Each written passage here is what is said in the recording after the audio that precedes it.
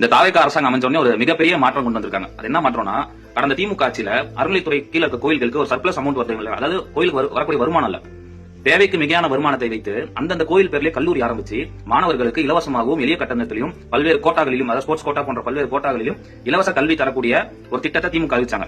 அதன் ஃபர்ஸ்ட் இனிஷியேஷனாக சென்னையில் இருக்க கபாலீஸ்வரர் கோயில் சார்பாக Kapaleeswarar college of arts and science ஒரு காலேஜ் ஆரம்பிச்சு 2021 அந்த காலேஜ் ஆரம்பிச்சு குறிப்பா வட சென்னையில் இருக்க ஏழை எளிய மக்கள் மாணவர்கள் பயன்பெறும் வகையில அந்த கல்லூரி இன்னமும் இயங்கிட்டு இருக்குது. இந்த திட்டத்துக்கு அப்பவே பிஜேபியும் ஆர்எஸ்எஸ் இந்து முன்னணி போன்ற இந்து அமைப்புகள் ஒரு மிகப்பெரிய கடும் எதிர்ப்பு தெரிவிச்சாங்க. ஆனா திமுக தொடர்ந்து அந்த திட்டத்தை செயல்பட்டு இருந்தாங்க. அடுத்தடுத்த கோயில்களில், அதாவது இப்ப பழனியில Dhandayuthapani college of arts and science, அந்த மாதிரி சேலம்ல Suguneswarar college of arts and science, அந்த மாதிரி அந்த கோயில் பேர்லயே ஒரு கல்லூரி ஆரம்பிச்சு மாணவர்களுக்கு எளிய கட்டணத்தில் இலவசமாகவும் கல்வி தரதான் அந்த திட்டம்.